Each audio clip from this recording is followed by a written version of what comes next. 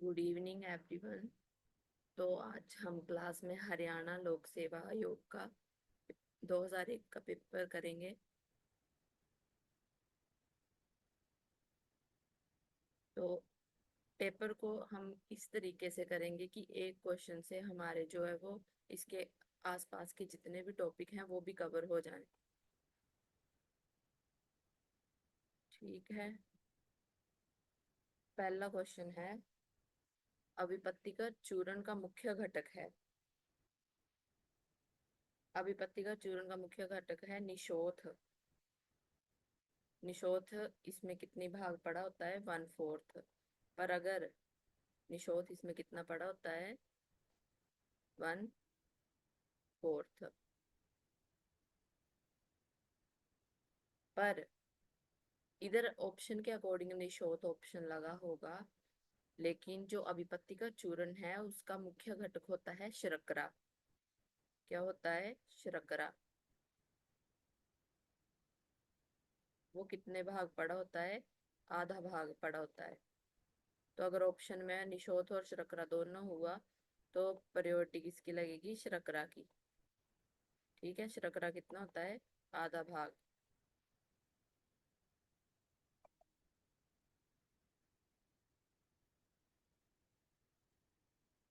ठीक है। और हो गया ये क्वेश्चन। अभिपत्ति का चूर्ण का मुख्य घटक, पहली प्रायोरिटी लगेगी शर्करा, दूसरी प्रायोरिटी लगेगी निशोथ। नेक्स्ट क्वेश्चन, संजीवनी बटी में पाए जाने वाले विष हैं। पहले तो कंटेंट पता होने चाहिए संजीवनी बटी के। तो क्या होते हैं? एक होता है त्रिफला। त्रिफला। ठीक।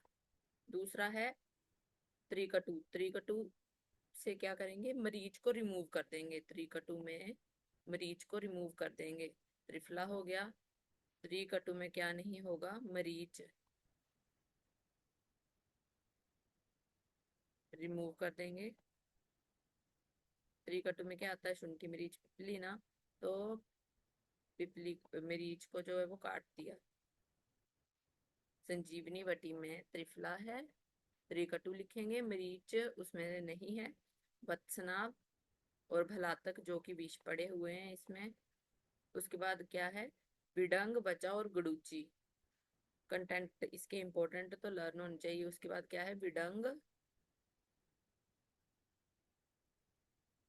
बचा और गडूची। ठीक है। लिख लेंगे, साथ में इसको ऐड कर लेना। नेक्स्ट है, और हाँ, इसमें किस स्वरस की भावना दी जाती है संजीवनी बटी में? तो संजीवनी बटी में जो है आद्रक स्वरस की भावना दी जाती है। ओके, ये भी साथ में लिख लेंगे। नेक्स्ट क्वेश्चन, वासा श्रेष्ठ है किसमें? रक्तपित हर द्रव्यों में। ठीक है। तो ये एक वृंद माधव और हारीत जी का श्लोक में आया है कि वासा जो है वो, इसको याद रखेंगे, रक्षक, रक्तपित, क्षय, रक्ष और कास रोग में वासा को श्रेष्ठ माना गया है। ठीक है। रक्षक, रक्तपित हर द्रव्यों में श्रेष्ठ। उसके बाद नाड़ी परीक्षा का सर्वप्रथम विशद वर्णन मिलता है, कहाँ पे मिलता है? षाढ़ंगर संहिता में। ठीक है। और अष्टविध परीक्षा किसने दी है? अष्टविध परीक्षा योग रत्नाकर जी ने दी है। अष्टविध परीक्षा।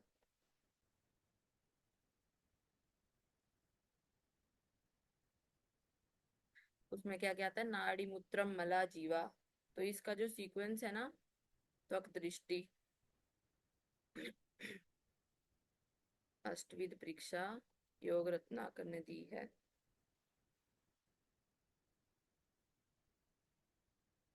इसका सीक्वेंस लर्न कर लेना, पहले क्या आता है उसमें। जो अब योग रत्नाकर जी ने अष्टविध परीक्षा दी है, उसमें पहला क्या है? नाड़ी मूत्र।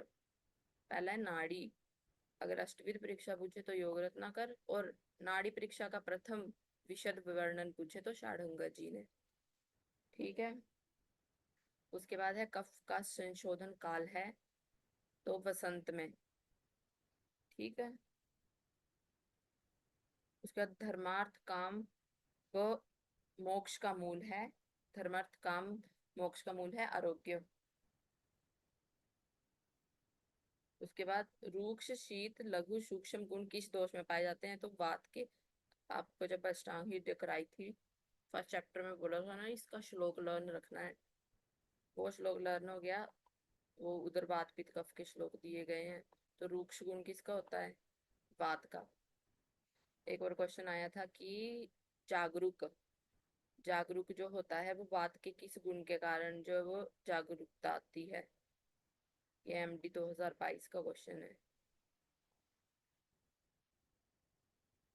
तो वात के रूक्ष गुण के कारण जागरूकता आती है।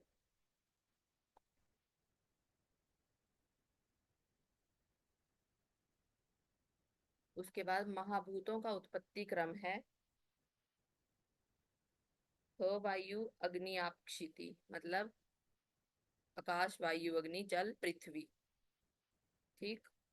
उसके बाद चर का अनुसार गर्भ अवस्था के किस माह से में गर्भ की उत्पत्ति होती है? तो चर का अनुसार गर्भ अवस्था के किस मास में गर्भ की उत्पत्ति होती है? तो चतुर्थ मास में। उसके बाद गहराई के भाग का प्रमाण होता है कितना? 12 अंगुल। गहराई के में भग का प्रमाण मतलब वेजाइना। गहराई में भग का प्रमाण होता है 12 अंगुल। ओके। पर का प्रमाण होता है 8 अष्ट बिंदु, 8 बिंदु। और अपरोज का कितना होता है? अपरोज, अपरोज का होता है आधा अंजलि। अपरोज का कितना हो गया? आधा अंजलि। और एक और क्वेश्चन बनेगा कि पर और अपर ओज का वर्णन किसने किया है? ओज को पर और अपर ओज में किसने विभाजित किया है? तो वो किसने किया है? चक्करपाणी जी ने।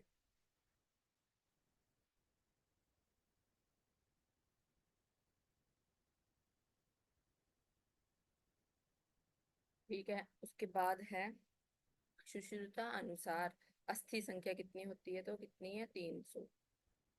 चरक की कितनी है? 360। 360। उसके बाद सुश्रुता अनुसार त्वचा भेद हैं। तो त्वचा के कितने भेद हैं? 7। और चरक के कितने हैं? 6। ठीक है। तो सुश्रुत का कैसे रखेंगे कि जो आधुनिक जमाने की सास बहू होती हैं वो हृदय से साथ साथ होती हैं। तो आधुनिक मतानुसार सास बहू सुश्रुतानुसार हृदय से साथ साथ होती हैं। तो अष्टांग हृदय की कितनी आ जाएंगी? 7। ठीक। आधुनिक जमाने की जो सास और बहू है वो हृदय से साथ साथ होती हैं। आधुनिक आधुनिक मतानुसार, सुश्रुता मतानुसार और अष्टांग हृदय मतानुसार कितनी होगी? 7। नेक्स्ट है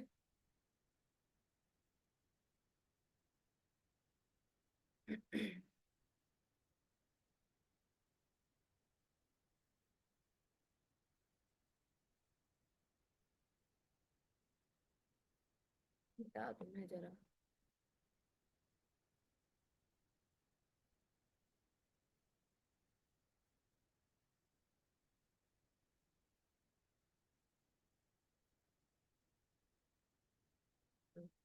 तो नेक्स्ट क्वेश्चन है सुश्रुत अनुसार रस से शुक्र निर्माण काल होता है तो कितना होता है? 30 दिन। कितना होता है? 30 दिन। अब चरक ने कितना माना है? 6 दिन। चरक का कितना है? 6 दिन।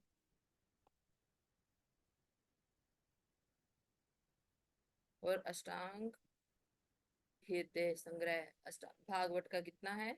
1 दिन। ठीक है। सुश्रुता अनुसार रस से शुक्र निर्माण काल होता है 30 दिन, चरक का 6 दिन और भागवत का 1 दिन। उसके बाद प्लीहा वृद्धि किस धातु क्षय का लक्षण है? तो मेद क्षय का लक्षण है प्लीहा वृद्धि। ठीक। उसके बाद संधियों में कैपिटस का मिलना किस प्रकृति पुरुष का लक्षण है? तो वो किसका है? आवाज आना संधियों से, तो वो वात का लक्षण है। ठीक है, नॉर्मल है। उसके बाद सुश्रुता अनुसार मान्य धातु पोषक न्याय है, तो खल्लेई पोत व केदारी कुल्य न्याय। ठीक है। मेनली जो केदारी कुल्य न्याय है, सुश्रुत जो है वो प्रवर्तक है इसके। अगर प्रवर्तक पूछे कि केदारी कुल्य न्याय के प्रवर्तक कौन है, तो आंसर क्या जाएगा? सुश्रुत। और अगर केदारी कुल्य न्याय के समर्थक पूछे, समर्थक, तो क्या आंसर जाएगा? भाव प्रकाश। उसके बाद है किस दुग्ध जीवनीय किसका दूध जीवनीय ब्रीहनीय चक्षुष माना गया है? किसका माना गया है? स्त्री का। ये हम श्लोक भी लर्न करते हैं, उसमें है ओज की गंध होती है लाजा गंधी। इसका क्वेश्चन एमडी 2023 में भी आ चुका है। उधर ओज का वर्ण पूछा था। ठीक है, 23 में पूछा है ये क्वेश्चन। गंध वर्ण पूछा था, कैसा वर्ण होता है। उसका नीमी के कितने वीर्य माने गए हैं? तो 15। इसका पूरा ही कराया था कि एक किसने माना है, दो किसने माना है। ठीक है, षड्विध वीर्य, द्विविध वीर्य, द्विविध वीर्य सुश्रुत जी का, अष्टविध वीर्य, सारा ही। उसके बाद है शाल्मली पुष्प का वर्ण होता है तो रक्त वर्ण का। ठीक है। और शाल्मली का वीर्य क्या होता है? शीत वीर्य। शाल्मली पुष्प का वर्ण रक्त और वीर्य शीत। कौन सा रस हरितकी में अनुपस्थित होता है? तो लवण। ठीक है। अब लवण किस किस में नहीं होता? तो हरे आम की मध्य, मतलब हरितकी, आम्लकी और मध्य में लवण रस नहीं होता। ओके। अब जो भलातक है, भलातक में कौन सा रस नहीं होता? तो भलातक में मधुर रस नहीं होता। लिख लेंगे ये, भलातक में मधुर रस नहीं होता। पर जो भलातक की मज्जा है वो मधुर होती है। भलातक में मधुर रस नहीं होता, पर भलातक की मज्जा जो है वो मधुर होती है। बिल्व फल किस अवस्था में ग्राह्य है? तो बिल्व कच्चा ही अच्छा, कच्चा ही लेना चाहिए बिल्व। अब एक आता है कपिथ, वो पक्का लेना चाहिए। मतलब बिल्व याद कर लो, जो कपिथ है वो उसका उल्टा हो जाता है। तो बिल्व कच्चा ही अच्छा। अगर अपक्व ले लेंगे तो वो डाइजेशन प्रॉपर नहीं करता है और दुर्गंध आती है। इसका श्लोक आता है, एक पूति मारुतस्य दुर्गंधम। तो डाइजेशन प्रॉपर नहीं करता अगर हम अपक्व ले लेंगे। तो बिल्व बेल जो है वो कच्चा ही अच्छा। उसके बाद है सुरंजान किस व्याधि की प्रसिद्ध औषधि है? तो हाँ, वात रक्त की। तो काउट में हम जो है वो सुरंजान का प्रयोग करते हैं। मारुंजन सुरंजान करके एक अवलेवी आता है, जो कि हम जो, पर चलो वो तो शियाटिका में दे देते हैं। वात रक्त में सुरंजान। और मॉडर्न के अनुसार जो है वो एक ड्रग आती है जिसमें जो है वो कोल्चिसिन प्रेजेंट होता है। और जो कोल्चिसिन है वो किससे निकलता है? सुरंजान से। सुरंजान से क्या निकलता है? कोल्चिसिन। और सुरंजान और बात रक्त में और क्या क्या यूज करते हैं? लांगली भी यूज करते हैं। उसके बाद है बर्बेरिन किस वनस्पति में पाया जाता है? तो गुडुचि और दारू हरिद्रा में। बर्बेरिन और भी बहुत सी ड्रग है उनमें पाया जाता है। तो लिख लेंगे, मेरा गुड्डू दारू पीकर तेज पड़ा। मेरा गुड्डू दारू पीकर तेज पड़ा। मेरा गुड्डू, से मेरा से आएगा मरमीरा, ममीरा। गुड्डू से गुडूची, दारू पीकर, दारू से आ जाएगा दारू खरीदी। और दारू पीकर, पीकर से आ जाएगा पाठा। तेज पड़ा, पड़ा से क्या आ जाएगा? पाठा, पाठा हो गया। उसके बाद तेज पड़ा, तेज से तेजोवती आ जाएगा। मेरा गुड्डू दारू पीकर तेज पड़ा।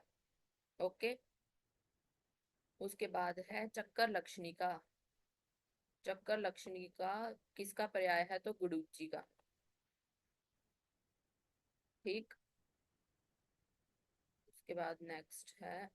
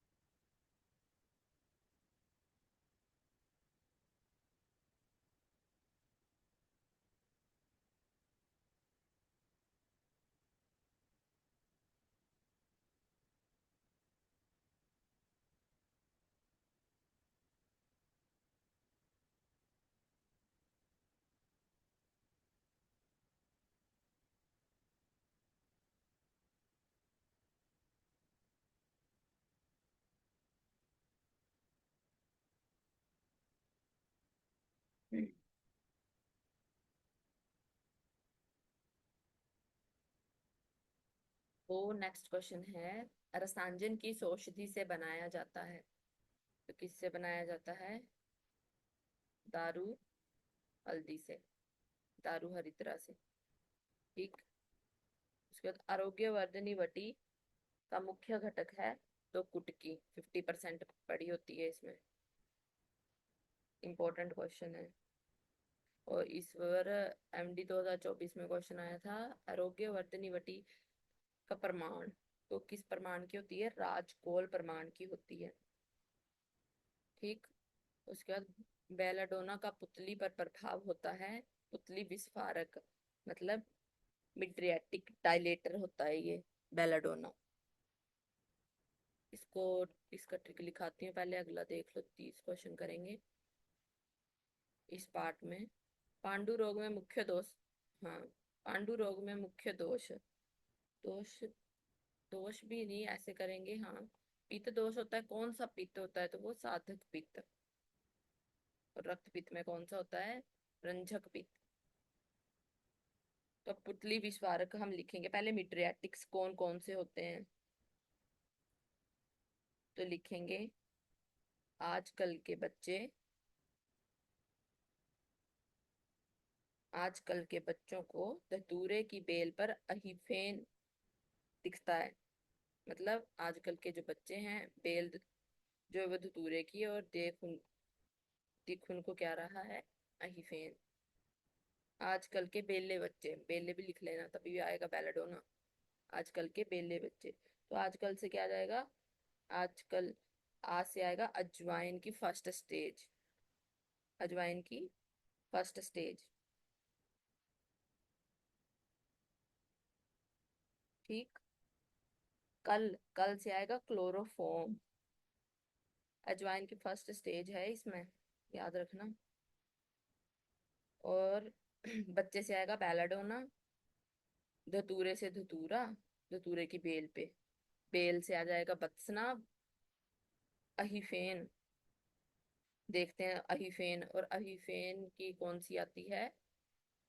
अहिफेन की लास्ट स्टेज है जो कि डायलेटर है, पुतली विस्फारक, लास्ट स्टेज। और फर्स्ट स्टेज तो इसकी संकोचक में आती है, तो अहिफेन की लास्ट स्टेज है इसमें। तो हमने अजवाइन की पहली स्टेज, और ईथेन की लास्ट स्टेज। तो आज की क्लास में हम 30 क्वेश्चन करेंगे। जो लाइव क्लासेस है उसी में भी ऐसे ही पढ़ाया जाता है। तो अगर किसी को डेमो लेक्चर चाहिए हो या लाइव क्लास अटेंड करनी हो तो इस नंबर पे मैसेज करेंगे 82192659। तो नेक्स्ट वीडियो में मिलते हैं अब। Thank you.